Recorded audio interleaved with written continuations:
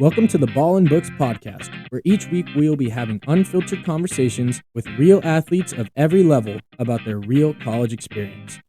I'm your host, Sam Davidson, and I hope you enjoyed today's episode. Let's get into it.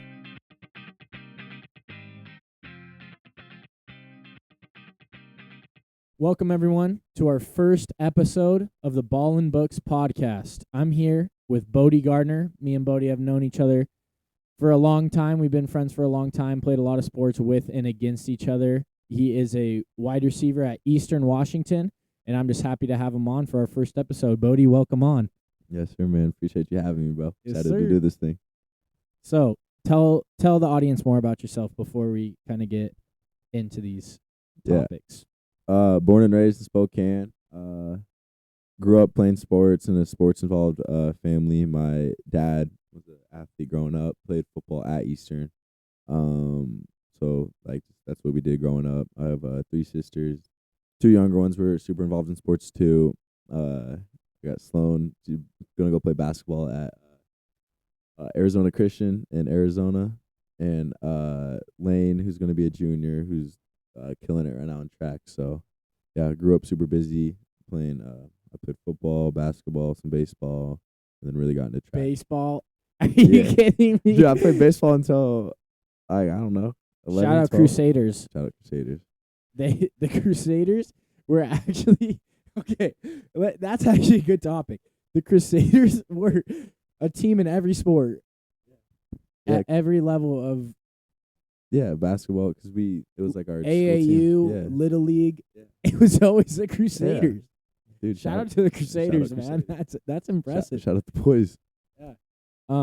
Okay, so let's talk about high school. So you played basketball, football, and ran track. Highly recruited in track too, if I'm not mistaken. Not high as football, but recruited in track. Maybe basketball. I don't really know. Talk about your recruitment in high school and ultimately why you chose football. Yeah. Well, I was hurt my freshman and sophomore year from a shoulder injury, so I really didn't get to play football up until my junior year.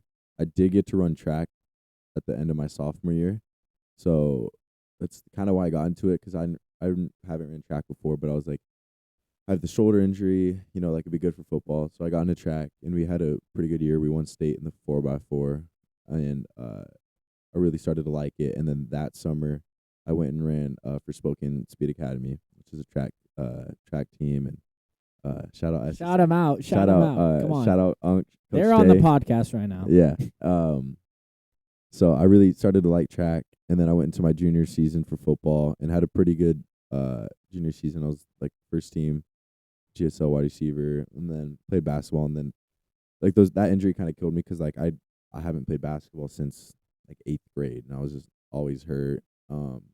Same with football. Like my first junior season was my first year playing wide receiver, so I was really just learning how to play position, kind of picking up basketball, and then went into track my junior year, and I had a really good junior season for track. I PR'd and went 48 flat. The 400 got second there, and then our 4x4 set a state record. It hasn't been broken since like the 90s or something, so that was pretty cool. And just based off those times as a junior, who like being a 3-sport athlete, coaches really saw that and liked that because a lot of track athletes are running indoor and stuff, and they're like, dude, this kid ran a 48 flat as a junior that's playing basketball and football. Like, that's pretty rare. So I was talking to some coaches there going into my senior season. I didn't have any offers, wasn't really talking to anyone like seriously, I guess, just kind of flirting in a way. And then my senior season, I had a really good season for football. I don't remember my stats at all, but did enough to get all state, all purpose, and I was all state, all purpose, and first team wide receiver and won. So that was really cool, and still wasn't really gaining much traction. Trying to think, just kind of talking to some schools here and there, and then going into my basketball season, I got to get some good film for basketball, which helped for football a lot, just like kind of showing my athleticism with some dunk packages, and that really helped. And definitely started to talk to more schools kind of in the winter and kind of end of fall, I guess, more in a way, and a lot of PWOs got a PWO to Idaho for football, PWO to Montana State, uh, Northwestern came in, offered me PWO, and those were all cool. But I mean, our big thing for me was just trying to get as much as my school paid for, and Idaho came in and offered me a full ride in track, and Idaho was cool. I just didn't feel like the right place for me. Um, You can talk about it if you want. It's unfiltered. Nah, I just didn't really like the atmosphere, and I didn't think it wasn't a good fit for me. So I decided not to do that. I was thinking about football, and then Eastern came in and pretty late into the recruitment and offered me tuition my second year and said, like, we like you. We're late. We don't really have any money for you, but if you walk on your first year, we'll get you tuition your second year. And I thought about it for they gave me 3 days, and I decided that was the move. At first I really didn't want to go there. I can't lie, because I was 30 minutes from there, from Cheney, and they didn't really recruit me at all. I didn't even get a game day invite. I didn't get nothing. So I was like, screw that. They're not showing me any love. So talked to the coaches. I know the coaches pretty well just from everything, and we talked, and it was the right fit, and ended up committing there. And then slightly after I committed, BYU came in and offered me a full ride, which was super tempting, but everything that was going on with my dad and him having cancer, and just not even being to going to Utah, I've never been there, and former Eag too. Yeah, Brian was also a former Eag. Yeah, he played there 95 and 96, and I was just the opportunity to stay home, go home, see my family, go see my dad. No, I'm 30 minutes away, and then also just be able to represent kind of my city, my Eastern Spokane's football team, and I thought that was really cool, and I love being close to home. I love Cheney now, just heading into my second season, and I love it. I'm so glad I'm here. I'm super grateful, and God really I think wanted me to be there, and had that was it was great. I was able to come watch your red turf takeover. Was it yesterday? Yeah. That was awesome. And I feel like what you were saying about staying around and playing football for Spokane's team, in a way, the county's team, that was cool. How cool.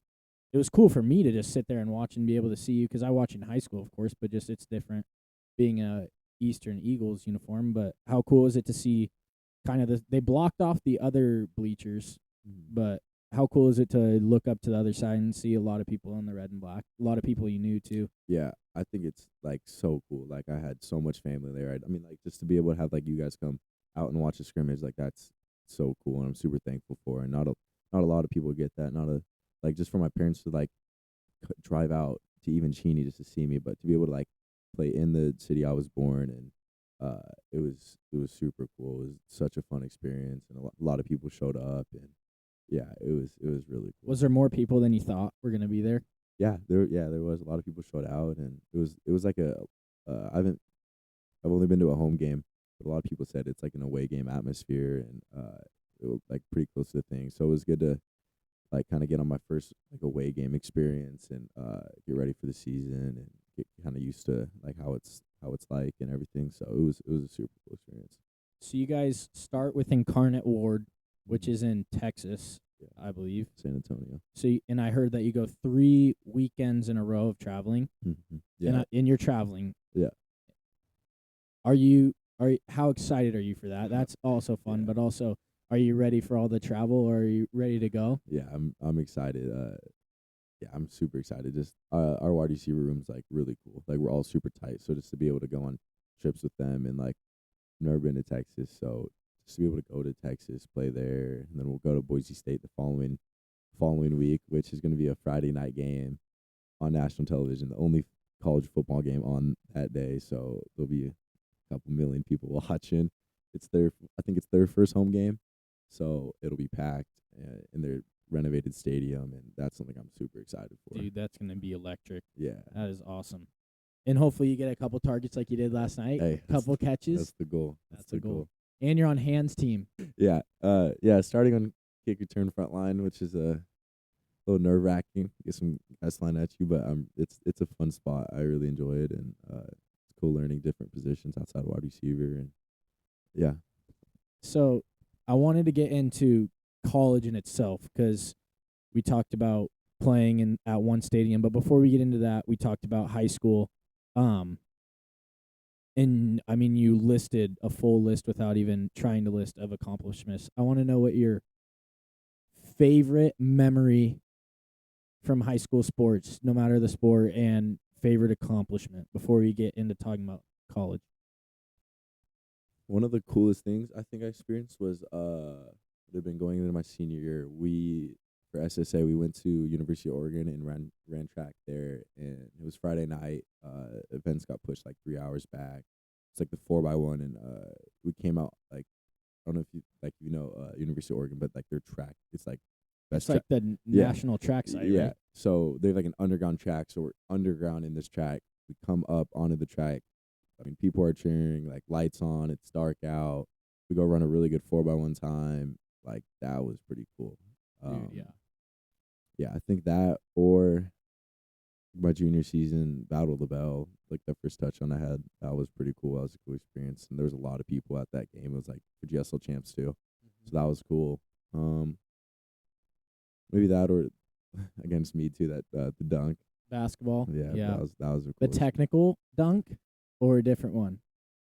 That one was cool The too. technical or the Madden? No, shout out Madden Rap, tough player, but Yeah. did have a poster, Yeah, the poster dunk was pretty cool. and it got over social media a little bit. A little bit, yeah, that was cool. Yeah, that was cool. Those games are fun. Yeah, Battle of the Bell, being against Meade, by the way. We are Mount Spokane Wildcats, so yeah. playing against Meade, everybody popped out. It was like a community game. I don't like them. Yeah. But Yep. Favorite achievement, probably either that state record or the first team all state. It was pretty cool. And he's being polite because he did win Student Athlete of the Year, Scholar Athlete of the Year. Did. Yeah. That was a good one. Yeah. That was a good achievement. Proud of you, bro. That Thank was you, great. man. Appreciate it. But now that we get into college, talk to me about balancing school at Eastern and football and also life outside of it, because you've made buddies, of course, that weren't there before. I mean, I don't know anyone that committed to Eastern with you from Spokane, really, area. So talk to me about making friends as well as balancing school and all that your freshman year, and how that's going to change or stay the same in your sophomore year. Yeah, I feel like making friends was super easy because like from day one, you guys are basically together all day, every day. So like since then, we were basically always together, and I mean just like through like our workouts and practices and doing all these hard things together, you get pretty close. And so I've made some really close friends. And thing with college football too is a lot of people leave too. So I've seen a lot of people transfer out or honestly get cut. Like it's pretty cutthroat, and so it's been cool because you get new people to come in, but you also lose some people. But I've made some really cool friendships so far, and yeah, some brothers for sure. And then how does school, have you met anyone outside of football, like in school, or is school more get through, get your good grades, and then focus on football? Because everybody says school first, stuff like that, which is true in a sense, but also you have a full football slate too to worry about, especially with fall camp right now and how you manage that as a freshman. How does school come into play with that, Yeah, the academic side? definitely met some new people. Not as much, but like people like I'll say what's up to, but not really hanging out with too many people outside of football. Just kind of how it rolls. But definitely have made some friends outside of football, and then just the academic side. I mean, Eastern school classes I'm taking my freshman year aren't super hard, so I honestly didn't really have to put too much time and work in. I got pretty solid grades too, but yeah, we do our study hall hours, and we get through that, and yeah, I don't know, it wasn't too hard my freshman year. So I know we were similar in a sense, like when we'd talk about our years, when we come back and see each other versus some of our other friends, of where school was kind of like a glorified high school in a way, like kind of just have your general classes, all that, have your music theory that you had versus my music appreciation. And you said you have study hours. We'd have our study study tables, all that, making sure to get good grades. But I know it wasn't the biggest adjustment per se. I don't know how you feel about that. Just adjusting to school is kind of just glorified. Well, having your mom as my senior year math teacher, she's probably the hardest teacher I've had the last 2 years. Shout out Tara Yeah, Davidson. She loved me as a student. To say that She did. She very much enjoyed the scholar athlete. Yeah. By the time it was senior spring, I was not. Yeah, but yeah, no, classes were pretty easy, and yeah, I honestly didn't really have to do too much, and um, yeah.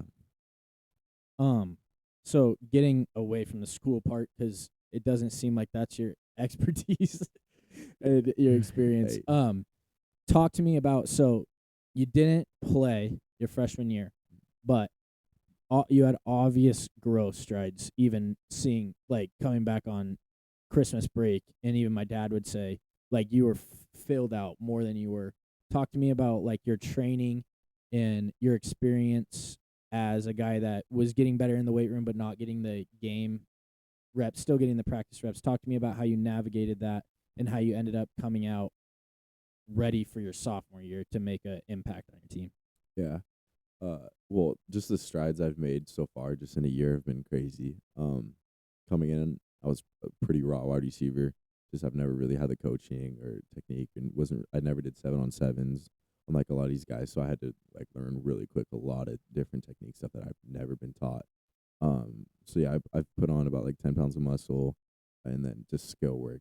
I surrounded myself with some really good people. Nolan Olm, me and him have just grinded the last year. He's been a big mentor in my life. Just watching hours of film, just hours of technique work, and then a lot of catching too, just working on the hands, catching like at least 150 balls a day with we'll switch it up, go tennis ball, we got a weighted football. Just so many just catching drills and just hip drop drills and just working on all of that. So, I mean, I was really talking with some of my guys last night, DBs, like, yeah, you came in, you were but like now, like, I mean, you have a chance to play, and so just mixing in that technique and skill with like my athleticism, like that's been the almost hard part, but it's paying off. The hard work's paying off, and I've made some pretty big strides. No, yeah, it's evident for sure. I mean, you're on Hands team.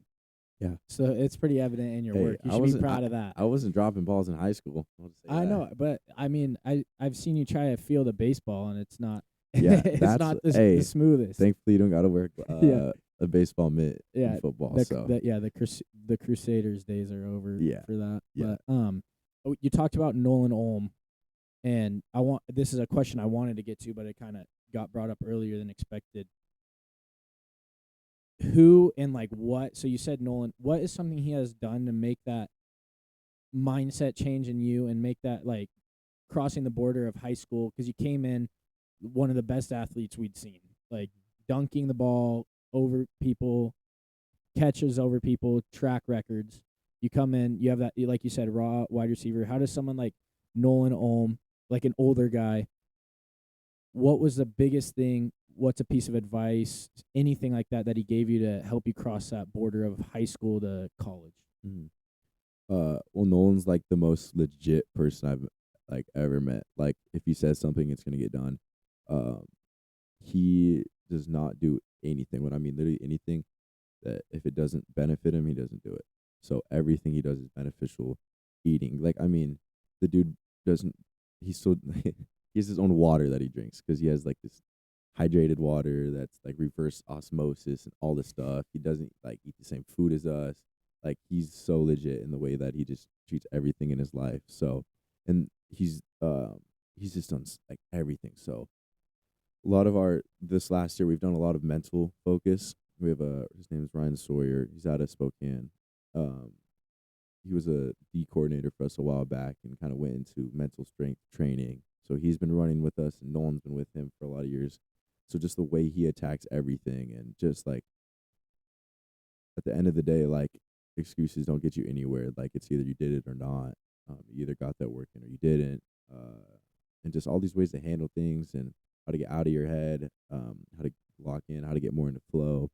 That's been a big thing too. My freshman year, I've learned a lot of mental things and just how to treat everything with like a different mental look with stuff. But yeah, he's been a big mentor to me. I went to his camp this summer in Kelowna, Canada, where for high schoolers and youth kids, football camp. It was a 2-day one for the high schoolers, and that was one of the coolest things I've ever done.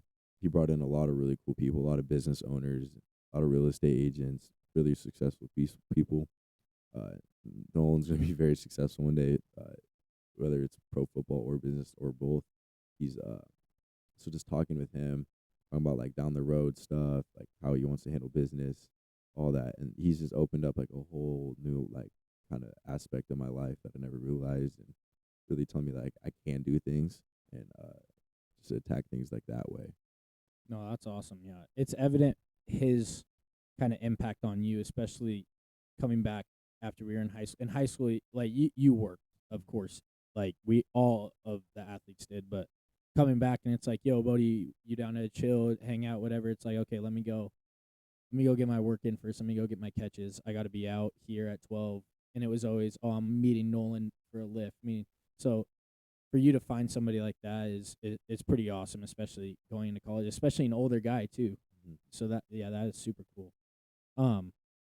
So let's talk about the training, because I know for me, I have no real off season really. I mean, I got hurt, so I've had July and August, but we're really in game sort of mode around all. Of course, in the fall and winter, the weights are more intense, like the lifting, of course, like low reps, high weight, or high reps, still pretty high weight, like trying to gain that strength, and then kind of deloading throughout the season of all that just to take care of my body. But I'm always in game mode. You guys have spring season and your fall season, correct? Mm-hmm. And then you have sort of an off season, if I'm not wrong. Not really, honestly, because Oh, really? we get like breaks. Like at when fall ends, we get a little bit of a break. But then we go into winter ball, which winter ball is crazy. It's literally just kick our ass time. Mm-hmm. So in the weight room, we're doing a lot of just high weight stuff, just trying to put on muscle and strength. And then we go into winter balls, which is like that's just try to break you. We did like a 45-minute plank one day. Just like we did one day, it was tough. We went to like Reese Court and we had like 100-pound sandbags. We're doing lunges with those. Then we're doing like climbing stairs, all this sort of stuff, mat drills, and we got people like almost on tears, and it's like, damn, this is tough, but it's the stuff you need. So winter ball's tough. Then we go into spring ball, which in the winter we don't practice really. We do some PRPs, which are player run practices, and then we go into the spring, which we'll actually like practice, and we'll do. We're still lifting, still load. We do a lot more speed work in the spring, and then summer, still a lot of speed stuff, PRPs, and then getting into fall camp, kind of middle of summer, which is 2-3 weeks ago. And then, lifting right now is just like trying to get the body moving, Stay healthy. Yeah, that's the big thing right now. Is just trying to stay healthy, and then yeah, in season, you're just kind of same thing.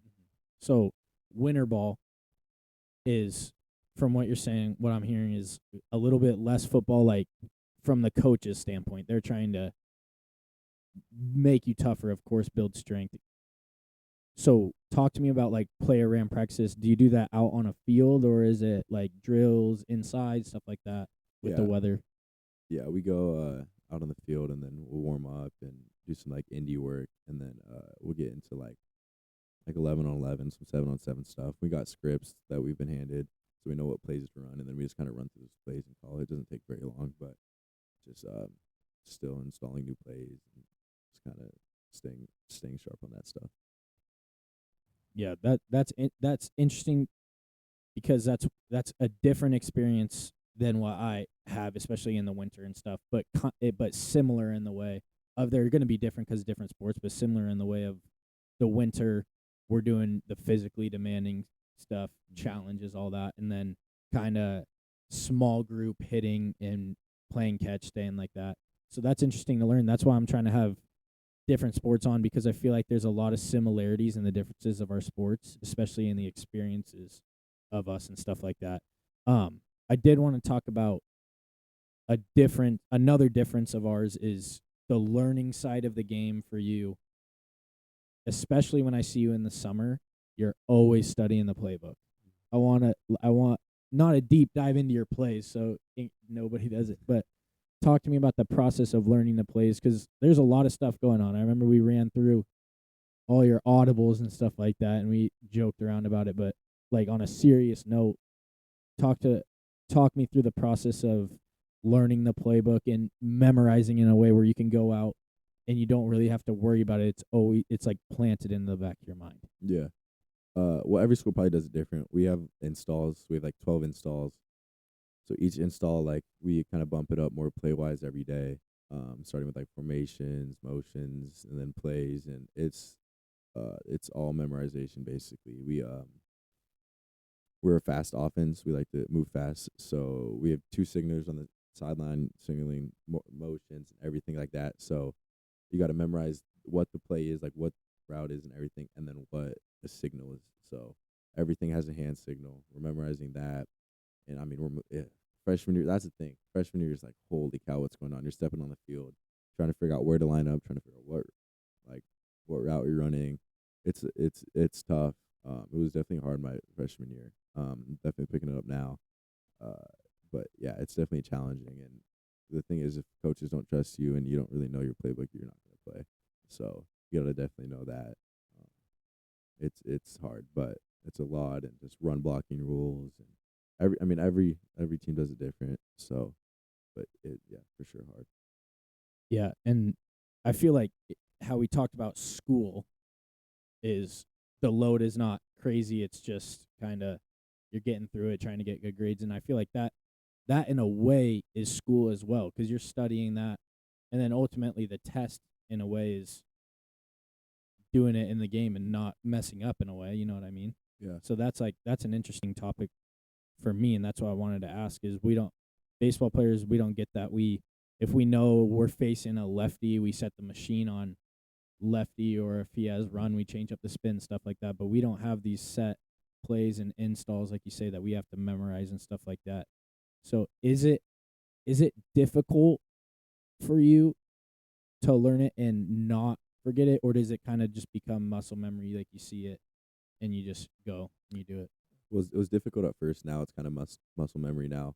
But I mean, football's super mental and super smart. Like, I don't get why football players get the like, oh, dumb people, like, but when you really get into football, you're like, it's a chess match. So it's like we have this one route, but based on like 2 or 3 different coverages, we can run it differently, and just like, yeah, it's a lot. So let's end that stigma. Yeah, in my opinion, we're smart. Let's end the dumb football player Yeah. stigma. But yeah, no, that's interesting, and I wanted to ask it. Another thing I wanted to talk about kind of before we wrap it up is, if you could look in the mirror at yourself right now from when you were 16 and just getting healthy from the shoulder, looking in the mirror, getting ready for your junior year, senior year, what advice would you give to yourself now, being a year in, starting your second year? What advice would you give to yourself to help you navigate it for a athlete watching this, getting prepared for the college level, getting a head start in any possible way? What would you tell yourself? I would say trust the process and trust the plan that God's made for you. Stick to the plan, work hard. If you're not going to work hard, you have to be okay with the outcome that you're going to get. What you put in is what you put out.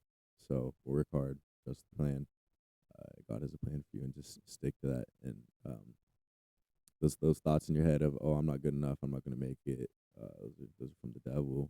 So just ignore those. Don't believe them; they're not true. So just stick to that plan. That's beautiful, bro. Thank you. That's poetic. Let's go. Well, that's kind of all I had to talk about today. If you want to talk about anything else, go ahead. But that's really all I had to talk about. It's football, college, all that. Yeah. I appreciate you coming on, man. Thank you. First ever episode. Let's go, baby. Put it in the history books. What's your opinion on this podcast so far? Dude, excited, bro. I'm excited to see where it can land. I'm excited to see future you have in it and what you can do. Yeah. I appreciate you, bro. You'll be etched in the books Let's as go, the first baby. ever. Let's go. All right, man. Thanks for coming on. Yep. That'll wrap up the first episode of the Ball and Books podcast with Bode Gardner. Thank you for tuning in, and I hope you enjoyed this one, and another one is coming out soon, so thank you. If you enjoyed today's episode, please consider leaving us a subscribe as well as following us on Instagram and TikTok at Ball and Books Pod. Thank you for tuning in today, and we hope to see you in our next episode.